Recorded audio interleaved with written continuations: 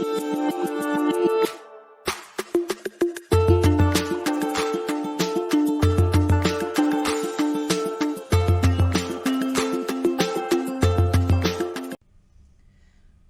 à tous, on se retrouve dans cette nouvelle vidéo avec DaVinci Resolve pour démarrer un nouveau projet. Vous avez lancé le logiciel, créé un nouveau projet, il est temps d'importer votre vidéo pour la travailler. Avant d'importer votre fichier, je voudrais vous montrer deux choses. Tout d'abord, comment modifier la langue. Si votre logiciel n'est pas en français, rendez-vous dans le menu DaVinci Resolve en haut à gauche, puis cliquez sur Préférences. Cliquez sur le menu en haut ici, Utilisateur, puis recherchez la langue français. Cliquez ensuite sur Enregistrer pour valider. Relancez le logiciel, ouvrez votre projet. DaVinci est désormais dans la langue française. La seconde chose que je veux vous montrer concerne les paramètres de votre projet.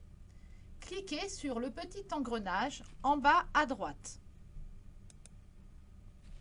Une nouvelle fenêtre s'ouvre. Cliquez sur Configuration du projet. Ici, sélectionnez la résolution de la timeline en fonction du mode d'enregistrement de la vidéo en HD, par exemple. Ici, sélectionnez la fréquence d'image de la timeline. Moi, je vais laisser 24. Et dans fréquence d'image de lecture, on va mettre le même nombre, donc 24 images par seconde. Votre format vidéo doit correspondre au format de votre timeline. Donc ici, dans la partie monitoring vidéo, dans format vidéo, vous allez sélectionner la même chose que vous avez mis en haut. Donc pour moi, HD 1080p pour 24 images par seconde. Puis vous cliquez sur Enregistrer pour valider. L'export de ma vidéo sera donc en HD de 24 images par seconde. On va pouvoir maintenant importer la vidéo. Vous avez deux méthodes. La première consiste à sélectionner votre vidéo dans votre ordinateur et de la glisser dans la bibliothèque. Donc pour cela, il faut aller dans le menu Médias. Donc ici, en bas, Bibliothèque de médias vidéo. Donc pour cela, il faut choisir, aller chercher votre vidéo dans votre ordinateur. Donc je vais aller chercher ma vidéo. Sélectionner ici les rushs et les déplacer dans la bibliothèque de médias. Ici, on me demande si je veux modifier la fréquence d'image des plans car elle diffère de celle du paramètre du projet, celle que je viens de mettre en fait, vous avez vu dans le paramétrage, donc je vais cliquer sur Modifier.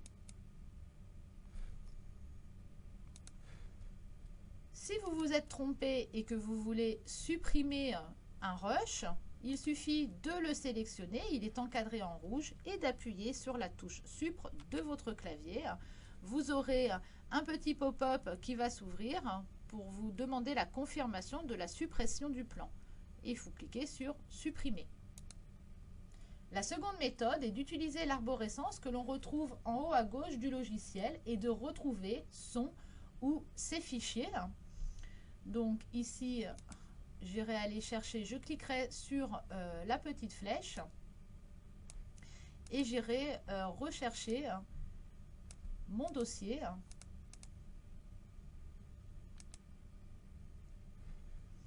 Donc, toujours en cliquant sur la petite flèche et j'irai aller en fait rechercher mon fichier dans l'ordinateur.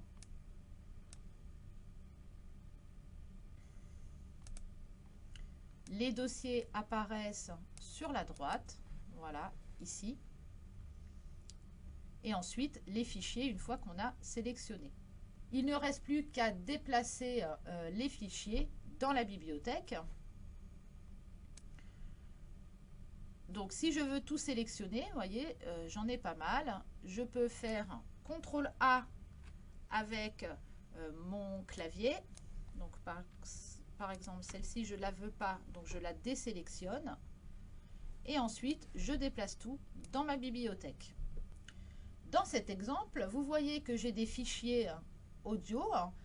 En fait, un micro-cravate a été utilisé et c'est l'audio enregistré avec, car je ne veux pas utiliser celui de la caméra. Dans ce cas, il faut synchroniser la vidéo avec l'audio.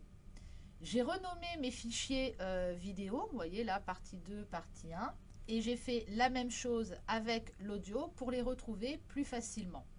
Donc si là je vois par exemple Chaperon rouge, mais je ne vois pas la suite du titre, il suffit que je le sélectionne et ici je vois le titre, donc il y a mon audio qui apparaît à cet endroit-là, que je peux lire, et j'ai son nom qui apparaît en haut. Donc là c'est ma partie 3.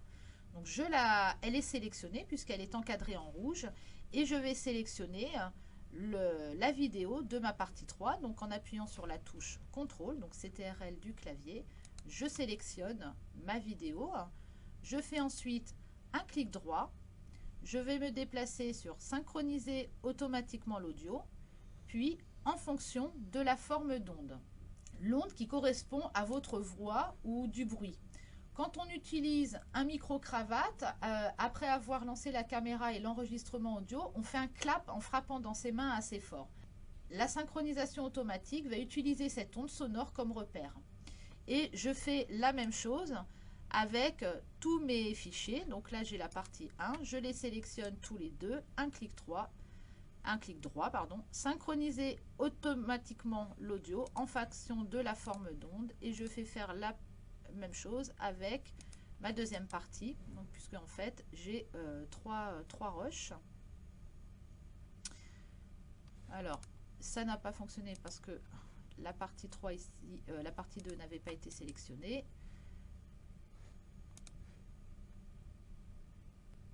On peut maintenant aller dans l'onglet montage, donc c'est celui que moi je vais utiliser ici, parce que rappelez-vous, dans la première vidéo je vous avais expliqué qu'on peut faire aussi du montage vidéo. Moi je vais utiliser montage. Ici on va retrouver donc tout ce qu'on a importé, les audios, les vidéos qui sont synchronisées, donc j'aurai pas besoin d'utiliser les audios là pour mon montage, je prendrai uniquement que les vidéos. Et je vous montrerai dans le prochain tutoriel plus en détail l'interface de cet onglet et comment faire des coupes dans sa vidéo. À bientôt!